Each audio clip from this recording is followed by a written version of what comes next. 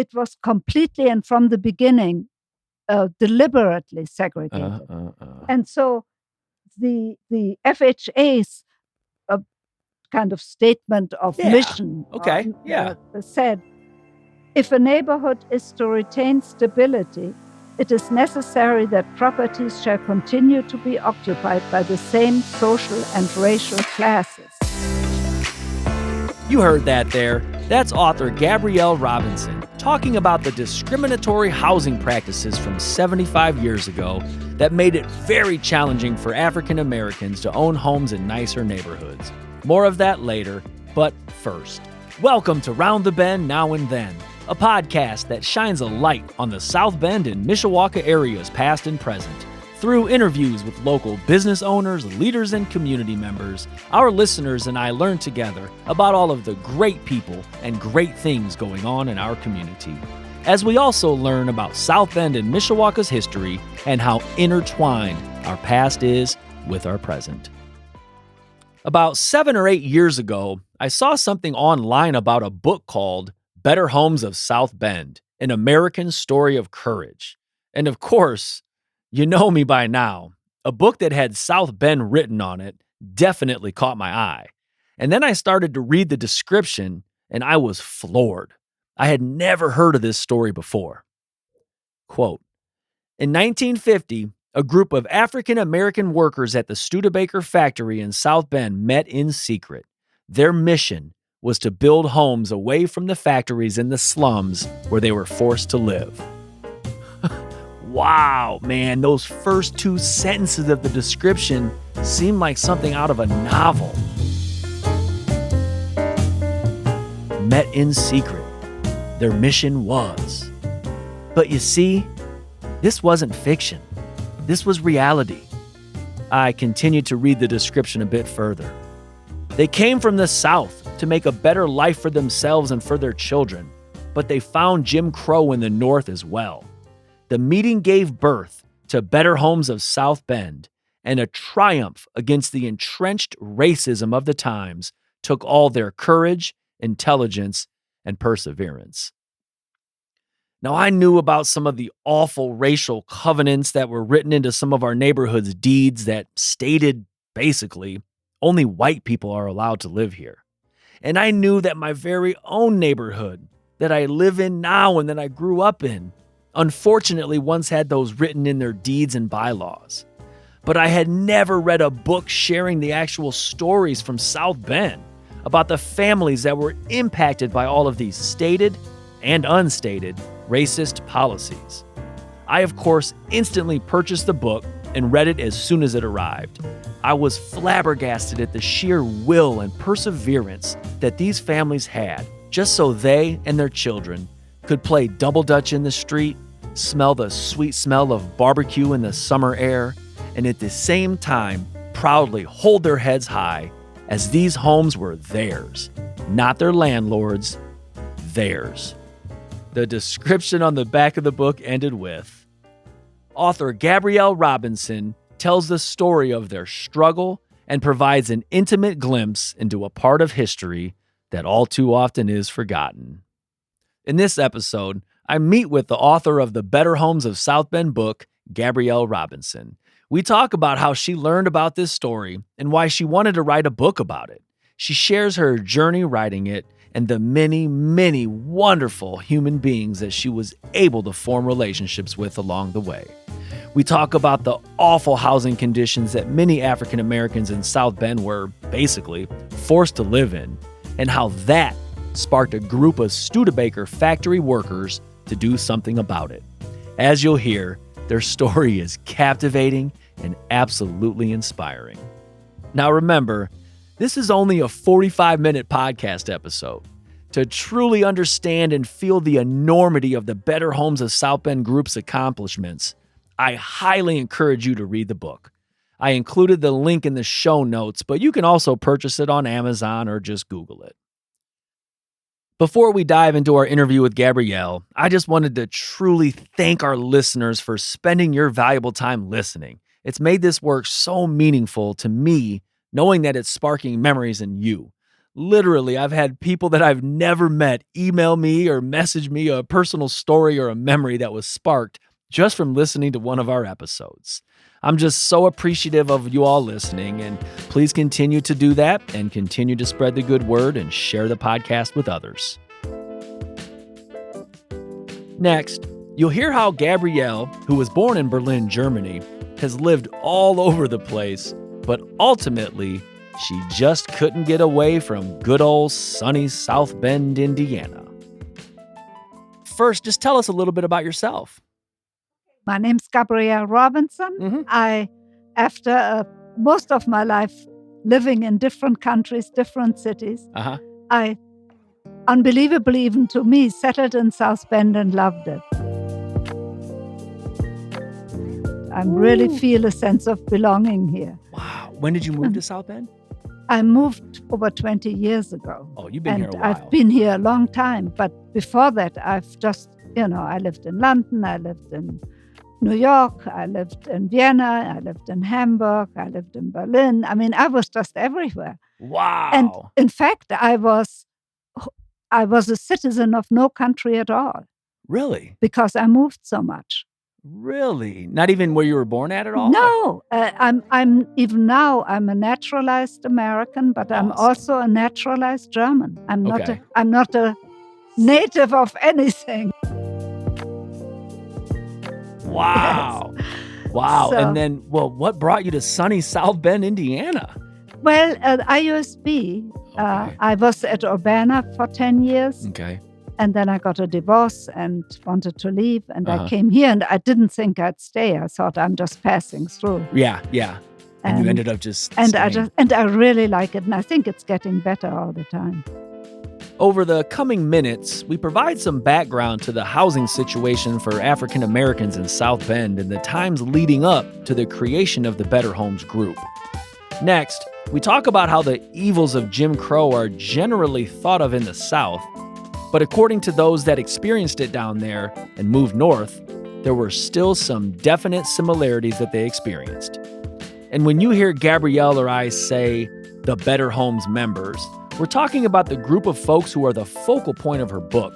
They were a group of African-American Studebaker factory workers who, as you'll hear about, met secretly over the course of several years to purchase land and ultimately build new homes for their families.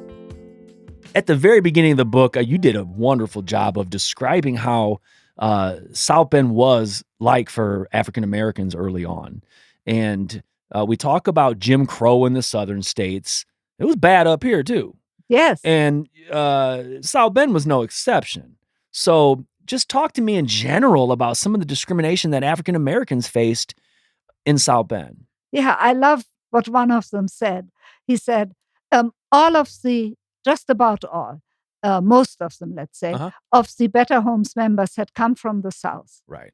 And they came to get work in the defense industries and coming north. And one of them said, I left the South to get away from Jim Crow, and then I met Jim Crow in the North. God. Because, yes. That quote hit me. It's just, and it was everywhere, right? Yeah. Dr. Wagner, whom I still was lucky to know, he died a couple of years ago at age 104. When he first came to town in 1948, I think, he needed to spend the night. He could not spend the night in a downtown hotel. That's horrible. He had to go to one of their near Pilgrim Church and so on. There was a hotel just for African Americans. And you had mentioned in the book, too, even like the African American speakers or visitors or something like that who came to the area couldn't stay at those downtown hotels. And you had mentioned one of them was called like the Ma Hodges Hotel. And same thing. Yeah, that is awful. Yes. Colfax Theater, they had to go to a separate entrance. And this is the North. Yes. And they couldn't buy houses, of course. That's really what they lived in defense homes, as they were called. These were federally built homes for workers. Defense workers for the war effort, right? And they were completely segregated. ones for blacks were poorly built and were in the worst neighborhoods. The ones these people, the Better Homes people, lived in were on Prairie Avenue, right across from where the foundry was. The Studebaker foundry. To our listeners, it's near, just south of the current police station, in that area. Yes. Yep. And what abutted was Horses Alley, and up from Horses Alley up to Western was Maggie's Court. These slums, right? Slums. Yeah. Just terrible slums. They were actually in the paper a lot. And the council didn't really want to do much about it because it was mainly African Americans. So, And at the time, you mentioned newspapers. There was talk. Folks knew something was wrong with it, right? I mean, like, there was talk about the substandard housing that they had, but like you said, nobody wanted to do anything. There were voices speaking up. Right. But the people in power didn't do anything. You heard her mention Horses Alley and Maggie's Court there, and how awful the housing conditions were for the African-American families who didn't have many other options for housing. The Maggie's Court and Horses Alley slums were located right near where Four Winds Field is at now, where the public housing buildings of Monroe Circle are at, on the south side of Western Avenue between Scott and Williams Street, and also that whole area between Williams and Chapin. I never even heard about Maggie's Court or Horses Alley until I was researching for the episode on the 1200 block of West Washington Street. I found an article from 1942, so this is a good decade prior to the Better Homes members' struggle to build new homes. During that time, there was already a public debate on what to do about, quote, clearing the slums there in that area. In that article, one of the plans was to build a housing project for African-American families near West Washington Street in the Liston, Orange, and Birdsell Street areas.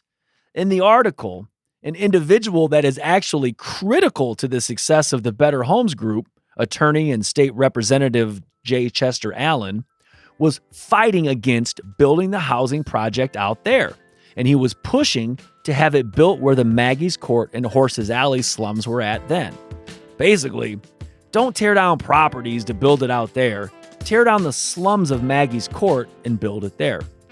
The following words, written in 1942, describe the squalor that many families were forced to live in. It is a virtual breeding place of juvenile delinquency and adult crime, and is the center for prostitution and diseases of every description. It went on further to say that this area is to be found the highest per capita tuberculosis ration in all of South Bend. Next, we talk about all those nasty conditions, and it's no wonder that these folks wanted better for their families. Talk to me about some of the conditions that some of the African Americans were kind of forced to live in. Well, Maggie's Court was just horrendous. I never saw it because by the time it was the rabbi something. The public housing Rabbi right there. Schulman, I think. On the corner of Western, Yeah. Right. But it had at best cold water. Yep. And usually there were so many people crowded together that the kids had to sleep on the floor. It was filthy. Yep. Trash wasn't picked up. It was dangerous too. There were drugs and drunkenness Yep. And then weren't they also, some of the houses were very close to the factories? Yes, Like this was right. There's a railroad going across. It was right abutting to that against railroad. the railroad. Yeah. And when I've seen old pictures of the houses, may or may not have been the houses that the Better Homes folks stayed in, but there were houses a baseball throw away from those smokestacks and the factories. That can't be healthy. No, and the noise.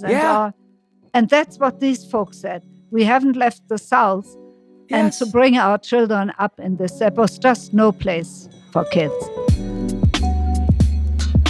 Golly. And, in the book, when you read it, you just think about not only the adults, but the kids, like You want your kids to come home in a nice, clean, bright place, and they come home to squalor and that, and their parents had to live there, and their parents were working their tails off to raise them. Oof.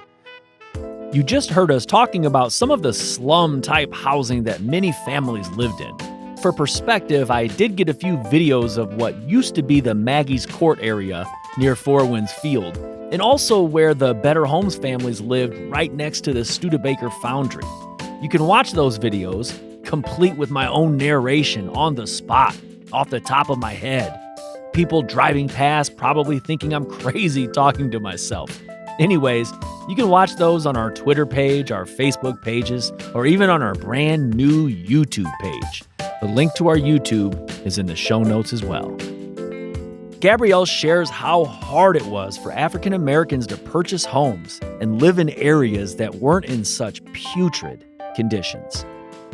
You describe it very well in the book, but for our listeners here, man, what were some of the reasons why it was so hard for African Americans to obtain homes in more desirable areas? Yeah, I mean, they were really up against not just local authorities or local practices, but a discrimination by design. Yeah. A federally designed discrimination. They felt, I would just like to read you a quote from both the National Association of Realtors and the FHA, which was started in 1930s, especially to bring working class and middle class people into homes. Yeah. At the time, they saw it as, the government saw it as a bulwark against communism. Okay. They figured that if you own your own home, you don't want to share everything anymore. Wow, that's a good point, too. Wow. But it was completely and from the beginning deliberately segregated. And so the FHA's, I don't know what you would call it, kind of statement of mission. Said, if a neighborhood is to retain stability, it is necessary that properties shall continue to be occupied by the same social and racial classes. And that's why protective covenants are essential, because they provide a basis for the development of harmonious, attractive neighborhoods. And then they go on to say that not only do they have to be segregated, but you have to wall them off. They say natural or artificially established barriers will prove effective in protecting a neighborhood from adverse influences, including prevention of infiltration of lower class occupancy and inharmonious racial groups. A big fancy way to say we don't want African Americans. Right. And that was, of course, the time that they built walls, highways, separating, cutting up the cities. And they really wanted to just fence it off. Now, by the time the Better Homes people came in just around 1950, 1948, they had to moderate their language a bit under pressure from the NAACP. Okay. But they did not moderate their behavior at all. Yeah, so kind of window dressing, they might say they were more accepting, but they still didn't. The FHA and everything still didn't change their behavior. No. Next, we dive into the book, and I ask her how she discovered the Better Home story and why she decided to write it. Let's get into the book, Better Homes of South Bend. And to our listeners, you have to read it. You have to dive into it. If you are a lover of South Bend, a lover of our local history, if you don't know the story behind this book, you need to read it, because living in such a diverse city that we live in, we have to understand that we've come a long way. We do have a long way to go, but this book does tell a great story. And so first, how did you learn about the Better Home story? And then how did you decide to write the book about it? Well, the story fell into my lap in a way. And at first I was reluctant to write about it because I wasn't familiar with the African-American neighborhoods or stories. Right. Or, and I was from another country. But Leroy Cobb, who was the last surviving member of the original Better Homes group, was so insistent. He so wanted that story told. He said, even my kids don't really know the story. And nobody else knows it. And it is worth telling. And he kept at me. And after a while, I thought, yes, I do want to do that. And I want to learn about a whole new segment. Yeah. The shocking thing, and I don't know how many people experience this today still. I think quite a few when I take them on tours. I had lived already for, 15 years or so in South Bend. And I had never been in that part of the city. And I hadn't consciously avoided it. I wasn't even aware I was missing something. Right. But it just wasn't part of my past. Yeah. Yeah. And by going there and by meeting the people, I have really found a whole new group of friends. Wow. I've sort of become family with the Better Homes people. It's just been a really enriching experience for me. That was totally unexpected. That's wild. And I didn't know that. So Leroy had just tried to convince you because he wanted that story told. He thought it was worth telling. Oh, it is. And he turned out he had the minutes of the meetings. Yeah. So I had a lot of background. Plus, he had a fantastic memory. And so he could remember all the people involved. Yeah. And he would bring them together at his house. So I could meet as many as, of the children, now mainly retired themselves. But, he introduced me to a lot of people. Yeah. And I began to feel really at home after at first being a little leery of going there. Of course. Wow, that's neat. And when the listeners read the book, Leroy Cobb, he's mentioned throughout the book. And absolutely. And he at the time was he was the youngest, correct? He just turned 20 when he joined. Wow. And the others were all in their 40s, 50s, up to 70. Yeah. So he was just married and that's neat. Boy, you could just tell from reading the book that Leroy Cobb was one cool dude. We've heard all of the reasons and obstacles that were against African Americans owning homes. And I mentioned J. Chester Allen earlier from that 1942 newspaper. Fast forward a few years to the early 1950s, and he was the instrumental driving force behind organizing a group of African American Studebaker factory workers in their pursuit to build new homes in the 17 and 1800 blocks of North Elmer Street in South Bend, Indiana. Next, we talk about that and how the Better Homes group was created. In the 40s and 50s, African Americans were flooding into the city. I mean, there was work here. They're flooding into here, but there was nowhere to live. And like you'd mentioned earlier, Maggie's Court was just slums. Right by the factories was just not safe. And there were so many things going against African Americans to get homes, like we just talked about. The banks the government was not underwriting the loans for the banks. The realtors were not showing them homes in the better neighborhoods. So there was tons going against them, but that didn't stop them. What did they do? What did a group of people, what did they form? What did they do? They organized.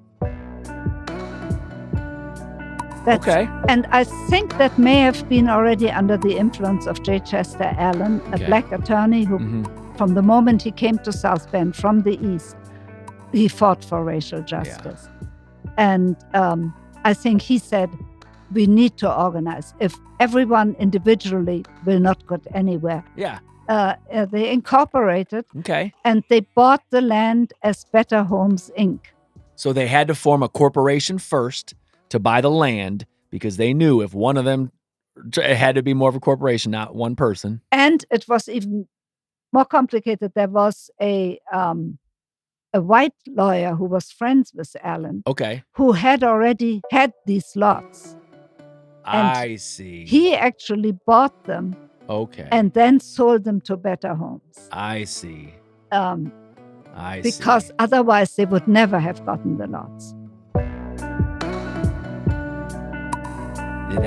And so to our listeners, when we say the lots, it was kind of at the edge of a neighborhood where there was already a white neighborhood established, but then there was still room to be built. I mean, there was still there was room to grow more. So it would be like right now if you're driving through Granger and you see some subdivision where there's some houses built, but others are not. Yes. And they had purchased just lots of land there on North Elmer Street, 1700 and 1800 block. Yes, and that's exactly what it was. Up to the 1600 block, it was very much settled by white workers from Poland and Hungary and Germany and so on. Below that, after that, it was very sparsely populated, but still all white. And the school was all white. Marquette School was about five or six blocks east of there. Obviously, it's important for you to read the book to get the full details and background to everything behind the Better Homes of South Bend's journey. In short, up to this time in the early 1950s, Better Homes, Inc. had the land and the lots secured and purchased in the 17 and 1800 blocks of North Elmer Street. That area is on the northwest side of the city, kind of between LaSalle and Marquette schools.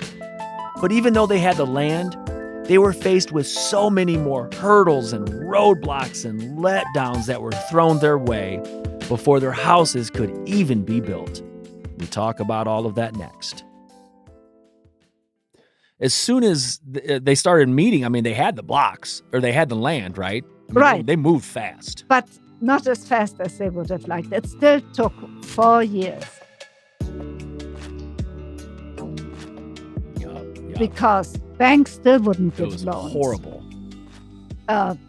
And builders wouldn't build to code. I didn't realize that it was routine for builders to build, for black folks built below code. It was horrible. They had to fight for that. The city dragged its feet. Yep. It just took, and all the time they had to pay out money, and they didn't have much, for the lots, for hiring other attorneys, for all kinds of permissions and so on. It was awful. So they got pretty desperate at times because the husbands had 3 jobs usually. They cleaned offices before Studebaker, worked at Studebaker, and cleaned more offices after. Yep.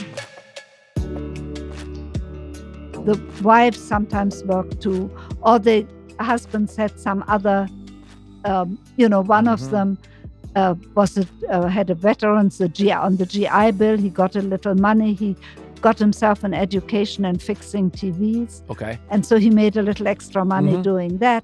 But they worked really hard and saved. Yeah. And some, got pretty desperate. They thought we'd never get our houses. They were getting discouraged and stuff. Yeah. I'm saying it moved fast in a sense. They had that land fast, but then to get to the houses took forever. And because of what you said, like even the damn streets didn't get paved for 10 years. I mean, just to get the city infrastructure in, the sewers and stuff. And then they went through different contractors and then the bank, they had to find a banker they could trust. I mean, it was awful. It was a real struggle, but they hung in there and they had some luck. So many unnecessary hurdles thrown their way. I asked Gabrielle what kept them motivated. All those setbacks, what do you think kept them motivated?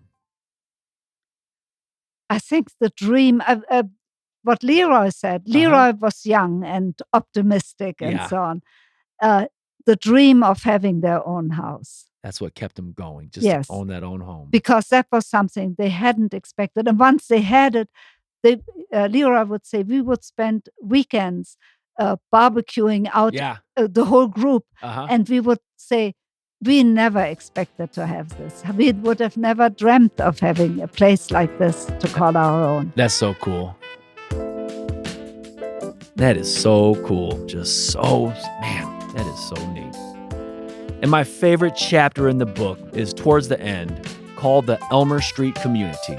It basically describes the scene once the houses were built. The families moved in and got all settled in.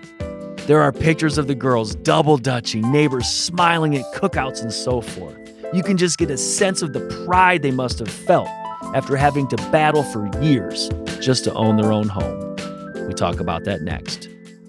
The Elmer Street community chapter that you wrote about, when you talked about the kids and they're describing like the cookouts, the barbecues, the just the pictures in there, just the girls in the street double dutching and stuff, like it, to me, that had to be just the most unbelievable feeling for these folks and the children to live in such a supportive community. They can lean on each other. I think one of the guys said, yeah, I had like 15 dads. Because every dad was, on them. Exactly. But all of that contributes to them being successful, like you talked about. Yeah. They're probably happier. They there's more clean community. They had a real sense of community. Yes. And the moving thing was when Leroy would bring the children together at his house, you could still sense this energy between them. Although they don't see each other every day, and some had even to come from out of town. Yeah. From elsewhere, but there was this kind of sense of community was still there. They were still all like brothers and sisters. And they could probably be away for 10, 15, 20 years and be connected and right away, because they share something that a lot of people don't share together. It meant so much to them. And, it meant so much to the kids. That's actually something I had read about theoretically that happens, but I had not kind of seen it like this. 50% of the kids of Better Homes went to college. That's amazing. They became teachers, school principals, an attorney, a professor. And even the ones who didn't had really good jobs. Yeah, with the stable. Electric company, water company, and so on. Really good, solid citizens. Yep. As Gabrielle pointed out in the beginning, it was Leroy Cobb, one of the original homeowners and members of the Better Homes group, who pushed her to write the story. And again, I could just tell through her writing that Leroy was just one cool dude. I asked her about him next. Leroy, I love reading about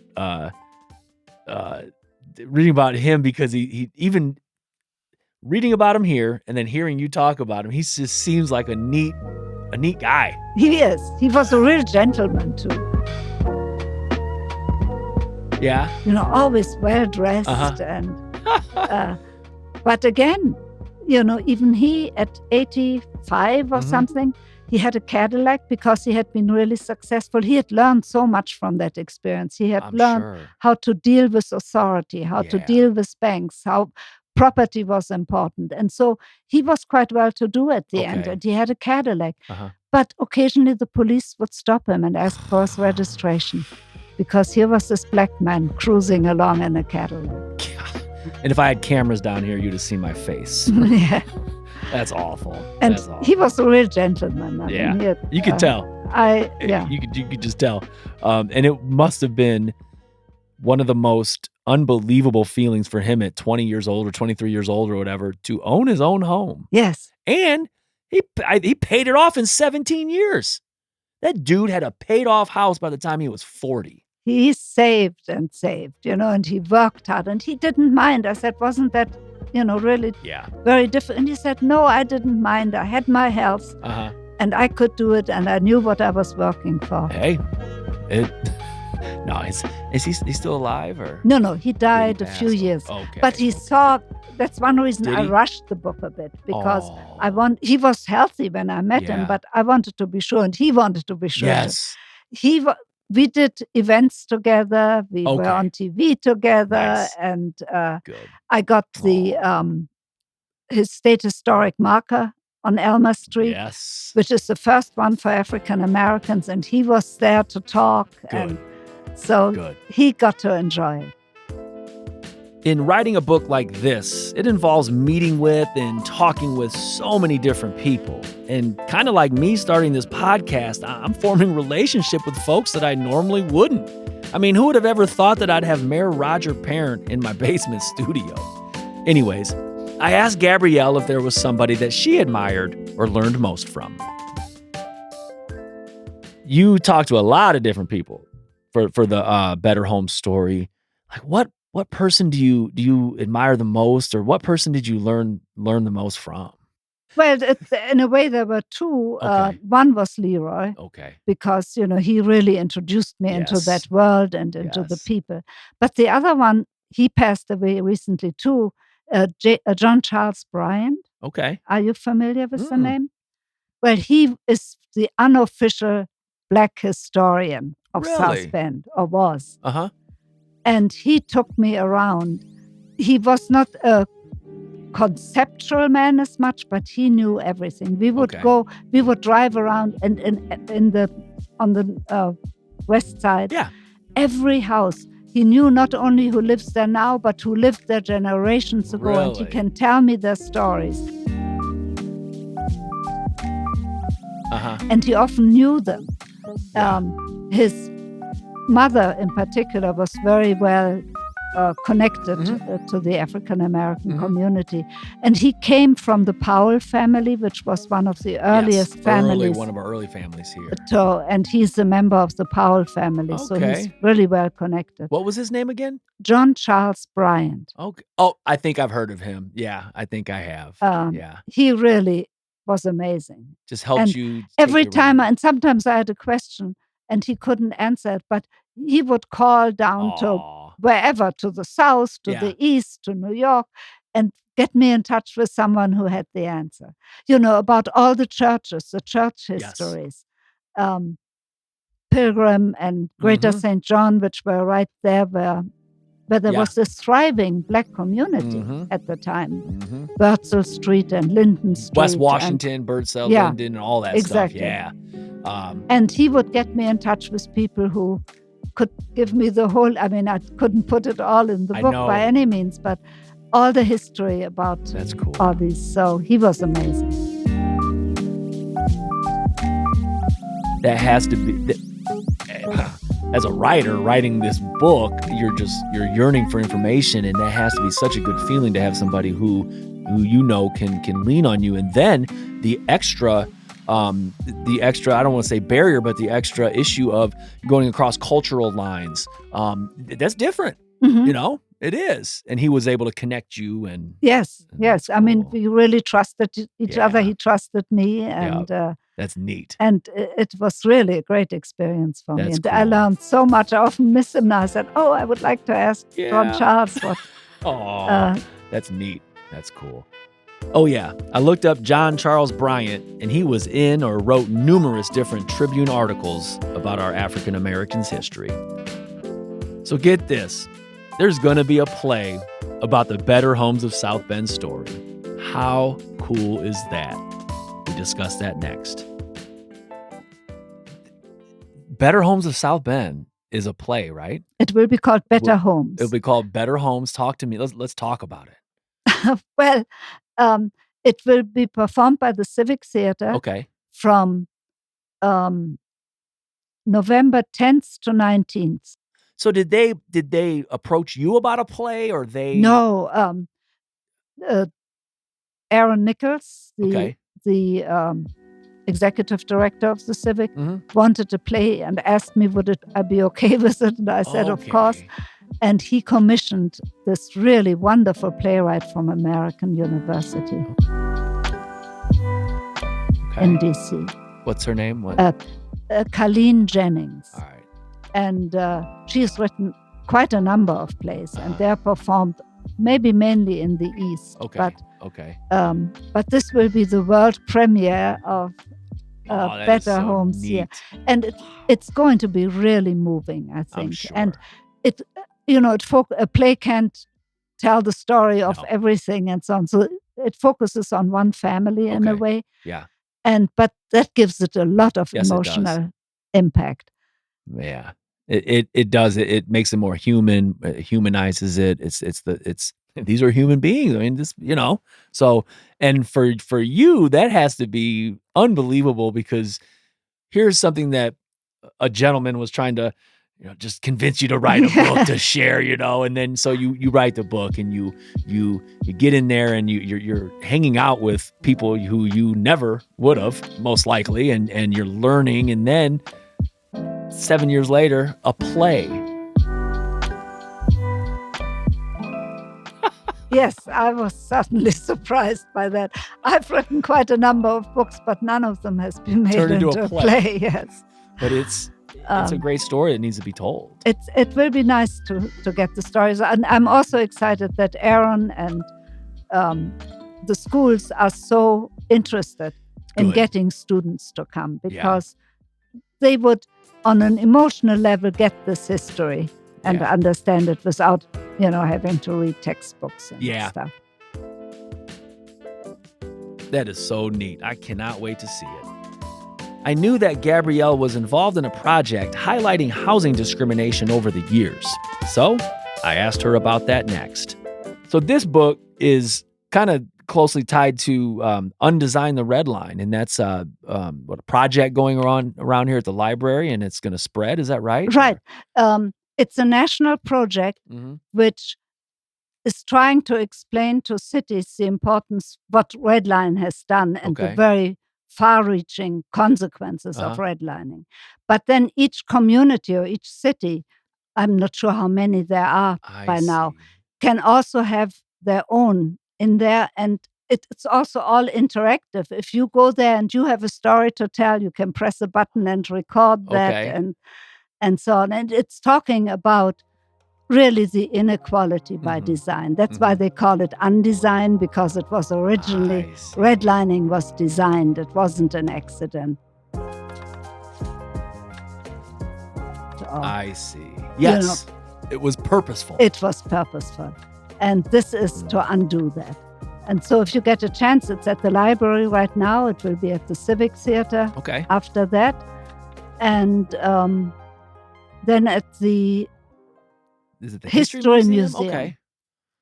And then eventually at the Martin Luther King Jr. Center. Wow. The new Martin Luther King Jr. The new Center. Martin, exactly. Neat. And I over the wintertime, I was at the library and I checked out the Undesign the Red Line. And my neighborhood that I live in, right here, it was Sunnymead, had covenants in their Sure, they all did. In their deeds, Yes. Unbelievable. And when you our listeners go there, there's a map and there's little thumbtacks on there, and it is interactive. And yes. And it's just, I don't know, it's sad, but it needs to be shared. Right. And people need to understand that how far we've come, and we still have far to go. We still have a ways to go. Yes. Yep. We wrap it up next, and I share an advertisement that I found in a 1956 South Bend Tribune. And the irony is simply too much. I found a newspaper article from 1956. Okay, so it's a few years into after the Better Homes people had formed it. This is an advertisement. Now I'll email it to you. I would love to see it. Yes. It's just an advertisement for Broadmoor subdivision, which is by Scottsdale Mall area, south of town. Okay. So today, visit a new model. This is in the South Bend Tribune. Today, visit the new model home, Broadmoor. Only $650 down to veterans and low FHA terms. Will move your family into a beautiful new 3-bedroom ranch home in Broadmoor. The far southeast side of the city offers you finest living, new shopping center underway, new school, protected location. Then here's the kicker. It says, for better community, better terms, and better homes.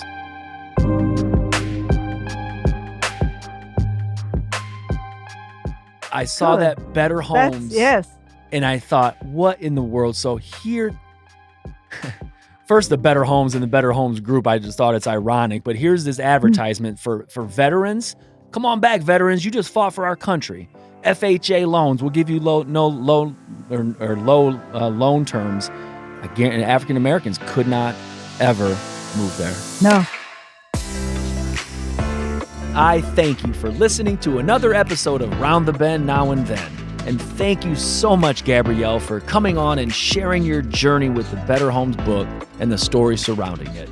Again, I highly, highly encourage our listeners to purchase the book and also check out the other books that Gabrielle has written.